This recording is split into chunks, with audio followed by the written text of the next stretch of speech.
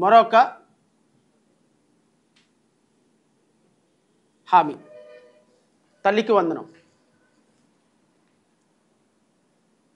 పాపం సంవత్సర కాలం తర్వాత ముక్కి మూలిగి కిందపడి మీదపడి ప్రపంచ బ్యాంక్ దగ్గరికి వెళ్ళి కాళ్ళు పట్టుకొని ప్రతి వారం డివిడెండ్లు వేలవేసి మొత్తానికి సంపద సృష్టి ఎంత సృష్టి జరిగిందయా అంటే గత సంవత్సర కాలంలో 1,53,000 కోట్ల రూపాయల అప్పు సృష్టి జరిగింది. నేను అడుగుతున్న గౌరవ ముఖ్యమంత్రి గారిని, సంపద సృష్టి చేయటం అంటే 1,50,000 కోట్ల రూపాయల అప్పు ఒక సంవత్సర కాలంలో ఒక రాష్ట్రానికి తీసుకురావటమా సంపద సృష్టించటం అంటే? సంపద సృష్టి జరగటం అంటే పేపర్ల మీద మెమరాండమ్ ఆఫ్ అండర్స్టాండింగ్స్ రాసుకొని కంపెనీలు తీసుకొచ్చామని కంపెనీలు సృష్టించామని చెప్పటమా సంపద సృష్టి అంటే? 4 లక్షల ఉద్యోగాలు గ్రౌండింగ్ జరిగింది. 4 లక్షల ఉద్యోగాలు రాష్ట్ర ప్రభుత్వం ఆల్రెడీ ఇచ్చేసింది. అందరూ ఉద్యోగాలు తీసుకొని జీతాలు తీసుకొని పండగ చేసుకుంటున్నారు అని గవర్నర్ చేత అసెంబ్లీలో అబద్ధాలు చెప్పించి మళ్ళీ వెంటనే తూచి మేము అలా చెప్పించలేదని చెప్పటమా సంపద సృష్టి జరగటం అంటే? సరే, ఏదేమైనప్పటికీ ఓవరాల్గా నేను ఈ కాన్సెప్ట్లోకి ఎందుకు వెళ్ళాల్సి వస్తుంది అంటే ప్రజలు ఒక డిస్పరైట్ మూమెంట్లో ఉన్నప్పుడు ఎవరైనా వచ్చి మాకేమైనా సహకారం చేస్తారా, ఎవరైనా వచ్చి మాకు హెల్పింగ్ హ్యాండ్ ఇస్తారా అని డిస్పరైట్గా ఎదురు చూస్తున్నప్పుడు ముగ్గురు కూటమి కలయిక నిజంగా ఒక అద్భుతాల సృష్టి జరుగుతుంది. కేంద్ర ప్రభుత్వ సహకారం మనకు వస్తుంది. కేంద్ర ప్రభుత్వం నుంచి కంపెనీలు వస్తాయి, కేంద్ర ప్రభుత్వం నుంచి ప్రెస్టేజ్ ఇన్స్టిట్యూషన్స్ వస్తాయి, కేంద్ర ప్రభుత్వం నుంచి గ్రాంట్లు వస్తాయి, అమరావతి డెవలప్ అవుతుంది, అమరావతి ఆంధ్రప్రదేశ్ రాష్ట్రంలో మంచి అభివృద్ధి జరుగుతుందని నిజంగా ప్రజలు ఆశించిన విధానంలో ప్రజలు 164 సీట్లు ఇచ్చి గత ప్రభుత్వం చేసినటువంటి 2,83,000 కోట్ల రూపాయల డైరెక్ట్ ట్రాన్స్ఫర్ అయినప్పటికీ కూడా అమౌంట్ని ట్రాన్స్ఫర్ చేసినప్పుడు కూడా విశ్వసించకుండా ఇంతకంటే బెటర్గా ఇస్తానన్న మిమ్మల్ని విశ్వసించడానికి కారణం ఏంటి అంటే మీరు ఇచ్చినటువంటి సూపర్ 6 అనేటువంటి హామీ. సూపర్ 6 హామీల్లో అత్యంత ప్రతిష్టాత్మకమైనటువంటి హామీ ఈరోజు తల్లుల అకౌంట్లోకి పడతాయి అని చెప్పినటువంటి తల్లికి వందనం అనేటువంటి హామీ. ఈ తల్లికి వందనం అనేటువంటి హామీలో ఈరోజు రాష్ట్ర ప్రభుత్వం చేసినటువంటి విధానాన్ని రాష్ట్ర ప్రభుత్వం ఎలాంటి తప్పుడు సంకేతాలు, ఇబ్బందికరమైన పరిస్థితులు తల్లికి సృష్టిస్తున్నారు, ఎంతమందిని ఈ స్కీమ్లో నుంచి ఎలిమినేట్ చేశారు, అసలు ప్రభుత్వం ఇచ్చినటువంటి హామీ ఏంటి, ప్రభుత్వం చేస్తున్నటువంటి పద్ధతి ఏంటి, ప్రభుత్వం చెప్పింది ఏంటి, ప్రజలకు ఇప్పుడు చేస్తున్నది ఏంటి అనే దాన్ని రాష్ట్ర ప్రజలు ఖచ్చితంగా గమనించమని కోరుతున్నా, తల్లులు ఖచ్చితంగా గమనించమని కోరుతున్నా.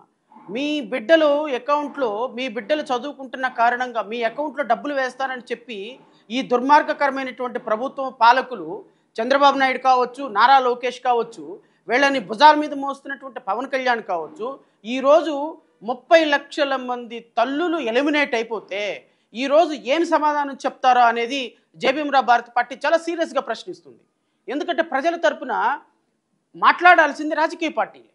ఖచ్చితంగా రాష్ట్ర ప్రభుత్వంలో పెద్దలు ఇచ్చినటువంటి హామీని మీకు 15,000, నీకు 15,000, నీకు 15,000, నీకు 15,000 అని చెప్పి ఊరు వాడ ప్రచారం చేయించి నీకు 18,000, నీకు 18,000, నీకు 18,000, నీకు 18,000 అని చెప్పి ఊరు వాడ ప్రచారం చేయించి ప్రతి ఎమ్మెల్యే, ప్రతి మాజీ మంత్రి, ప్రతి నాయకుడు రోడ్ల మీదకి వచ్చేసేసి ప్రజల మస్తిష్కాల్లో ఒక తెలియని అయోమయ స్థితిలోకి వాళ్ళని తీసుకొని వెళ్ళిపోయి అబద్ధాలు కుప్పించి ఈరోజు అధికారం వచ్చిన తర్వాత నేను చెప్తున్నాను, అధికారం వచ్చిన తర్వాత మీరు చేస్తున్నటువంటి ఈ దుర్మార్గకరమైనటువంటి డీఫ్రాడ్ యాక్టివిటీస్ ఏమైతే ఉన్నాయో ప్రజలు గమనిస్తారన్న విషయం మాత్రం గుర్తుపెట్టుకోండి.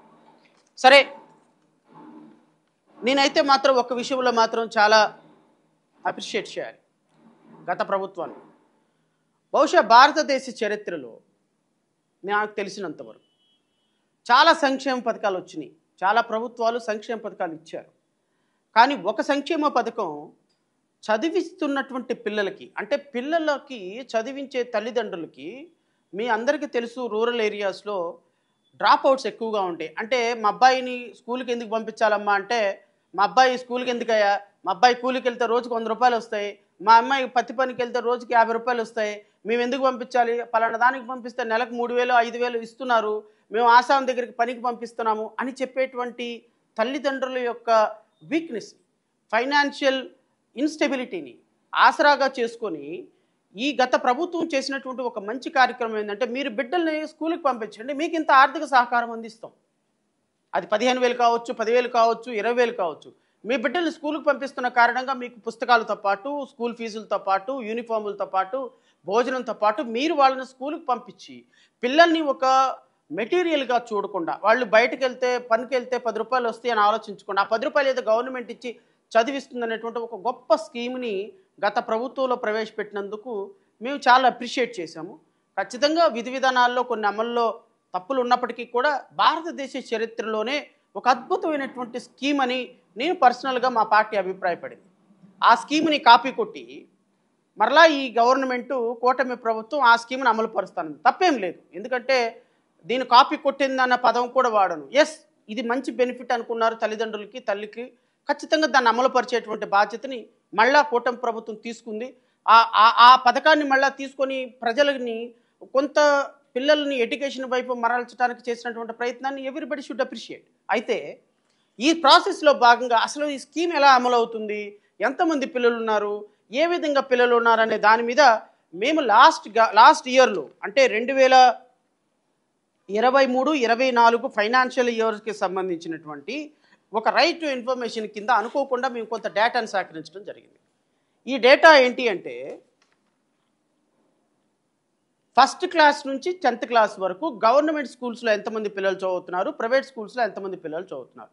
బహుశా అది ఇంటర్నెట్లో కూడా అవైలబిలిటీ ఉంటుంది, నేను చెప్పాల్సినంత రైట్ ఇన్ఫర్మేషన్ కింద తీసుకోవాల్సిన అవసరం లేదు. బట్ రైట్ ఇన్ఫర్మేషన్ కింద తీసుకుంటే కొంత అథెంటికేషన్ ఉంటుంది అన్న ఒక ప్రాసెస్లో భాగంగా నేను ఈ డేటాని లాస్ట్ ఇయర్ తీసుకోవడం జరిగింది. లాస్ట్ ఇయర్ తీసుకున్న సందర్భంలో అనుకోకుండా పిల్లలు ఫస్ట్ క్లాస్లో ఎంతమంది, ఫస్ట్ క్లాస్ నుంచి 2nd క్లాస్ వరకు, 2nd class, 3rd class, 4th class, 5th class, 6th class, 7th class, 8th class, 9th class, 10th class, first year intermediate, second year intermediate, ఓవరాల్గా 1వ తరగతి నుంచి 12వ తరగతి వరకు బోత్ ఎక్కడెక్కడ చదివే పిల్లలకి ఎలిజిబిలిటీ ఉంది యాజ్ పర్ జీవో ప్రకారం. ఈ జీవో ప్రకారం ఇప్పుడు కాదు అప్పుడు ఇచ్చినటువంటి గవర్నమెంట్ జీవో ప్రకారం ఇది class 1 to 10th including intermediate education in all recognized government, private, aided and private unaided schools, junior colleges, including residential schools / junior colleges in the state of Andhra Pradesh from the academic year 2025-26. So both first నుంచి intermediate వరకు residential schools కావచ్చు, junior college కావచ్చు, unaided కావచ్చు, private కావచ్చు, government కావచ్చు, ఈ స్కూల్స్లో చదివే ప్రతి పిల్లవాడికి కూడా ఈ స్కీమ్ అప్లికబిలిటీ ఉంది. యాజ్ పర్ లాస్ట్ గవర్నమెంట్లో ఉన్న జీవో ప్రకారం ఉంది, ఇప్పుడున్నటువంటి జీవో ప్రకారం ఉంది. సో గత ప్రభుత్వంలో మేము తీసుకున్నటువంటి డేటా ప్రకారంగా ఈ డేటా కూడా నేను మీకు చదివి వినిపిస్తా. LRRC number 36/111/2023 GS and GR2 CSC last year తీసుకున్నటువంటి ఈ డేటాతో పాటుగా నాకు వచ్చినటువంటి ఇన్ఫర్మేషన్లో మొత్తం ఆంధ్రప్రదేశ్ రాష్ట్రంలో గవర్నమెంట్ స్కూల్స్లో 1 నుంచి 10th క్లాస్ వరకు 41,40,688 మంది పిల్లలు చదువుతున్నారు. 41,40,688 మంది పిల్లలు. ప్రైవేట్ స్కూల్స్లో 30,54,844 మంది పిల్లలు చదువుతున్నారు. సో ఓవరాల్గా ఈ రెండు చూసుకుంటే గత ప్రభుత్వంలో ఇచ్చినటువంటి చదువుతున్నటువంటి పిల్లల సంఖ్య మొత్తం 71,95,532 మంది పిల్లలు, బోత్ ప్రైవేట్ అండ్ గవర్నమెంట్ స్కూల్స్లో చదువుతున్నటువంటి పిల్లలు. ఏది 1 నుంచి 10th క్లాస్ వరకు మాత్రమే. అయితే దీనికి ఫస్ట్ ఇయర్ ఇంటర్మీడియట్